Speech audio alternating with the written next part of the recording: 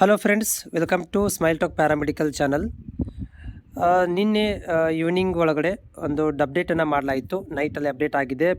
ಇದರ ಒಂದು ಡಾಕ್ಯುಮೆಂಟ್ ವೆರಿಫಿಕೇಷನ್ಗೆ ಸಂಬಂಧಿಸಿದಂತೆ ಅಭ್ಯರ್ಥಿಗಳಿಗೆ ಡಾಕ್ಯುಮೆಂಟ್ ವೆರಿಫಿಕೇಷನ್ ಬರಬೇಕು ಅಂತ ಒಂದು ಆದೇಶವನ್ನು ಹೊರಡಿಸಲಾಗಿದೆ. ಪ್ಲಸ್ ಒಂದು ಲಿಸ್ಟ್ಗಳನ್ನು ಕೊಡಲಾಗಿದೆ. ಆ ಲಿಸ್ಟಲ್ಲಿ ನಿಮ್ಮ ಹೆಸರಿದ್ದರೆ ನೀವು ಡಾಕ್ಯುಮೆಂಟ್ ವೆರಿಫಿಕೇಷನ್ಗೆ ಹೋಗಬೇಕಾಗುತ್ತೆ.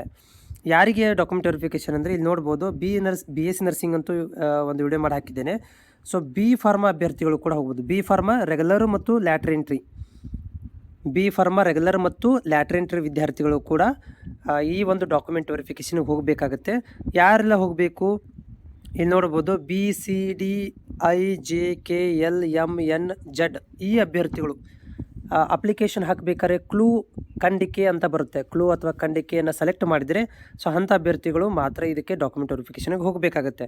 ಸೊ ಡಾಕ್ಯುಮೆಂಟ್ ವೆರಿಫಿಕೇಷನ್ 25ರಿಂದ 29 ತನಕ ಇರುತ್ತೆ. ಸೊ ಅದಕ್ಕೆ ಈ ಒಂದು ಕೆಳಗೆ ಕೊಟ್ಟಿರುವಂತಹ ರ್ಯಾಂಕ್ ಆಧಾರದ ಮೇಲೆ ಹೋಗಬೇಕಾಗುತ್ತೆ. ಸೊ ಇಲ್ಲಿ 25ನೇ ತಾರೀಕಿನಿಂದ 20,000 ರ್ಯಾಂಕ್ ತನಕ ಇರುತ್ತೆ. 3 ಸೆಷನ್ ಇರ್ತವೆ, 9:30, 11, 11:15, 2 ಗಂಟೆಯಿಂದ. ಸೊ ಇಲ್ಲಿ 26ಕ್ಕೆ 80,000 ರ್ಯಾಂಕ್ ತನಕನೂ, ಮತ್ತು 27ಕ್ಕೆ 1,50,000, ಮತ್ತು 29ಕ್ಕೆ 28ಕ್ಕೆ 22,000 ರ್ಯಾಂಕು, ಮತ್ತು 29ಕ್ಕೆ ಲಾಸ್ಟ್ ರ್ಯಾಂಕ್ ತನಕನೂ ಅಭ್ಯರ್ಥಿಗಳು ಹೋಗಬೇಕು. ಇದರಲ್ಲಿ ಮಧ್ಯದಲ್ಲಿ ನಿಮ್ದು ಯಾವ ರ್ಯಾಂಕ್ ಬರುತ್ತೆ ಆ ರ್ಯಾಂಕಿಗೆ ಹೋಗಬೇಕಾಗುತ್ತೆ. ಮತ್ತು ಈಗಾಗಲೇ ನೀವು ಇನ್ ಕೇಸ್ ಆಫ್ ನೀವೇನಾದರೂ ಖಂಡಿಕೆ ಎ ಅಂದರೆ ಎ ಸೆಲೆಕ್ಟ್ ಮಾಡಿದರೆ, ಇ ಮಾಡಿದರೆ, ಎಫ್ ಮಾಡಿದರೆ, ಜಿ ಮಾಡಿದರೆ, ಎಚ್ ಮಾಡಿದರೆ, ಓ ಮಾಡಿದರೆ ಸೊ ಡಾಕ್ಯುಮೆಂಟ್ ವೆರಿಫಿಕೇಷನ್ಗೆ ಹೋಗುವ ಹಾಗೆ ಇಲ್ಲ. ಅದನ್ನು ಆನ್ಲೈನ್ ಮುಖಾಂತರನೇ ನಡೆಸಲಾಗುತ್ತಿದೆ ಅಂತ ಹೇಳಿದ್ದಾರೆ.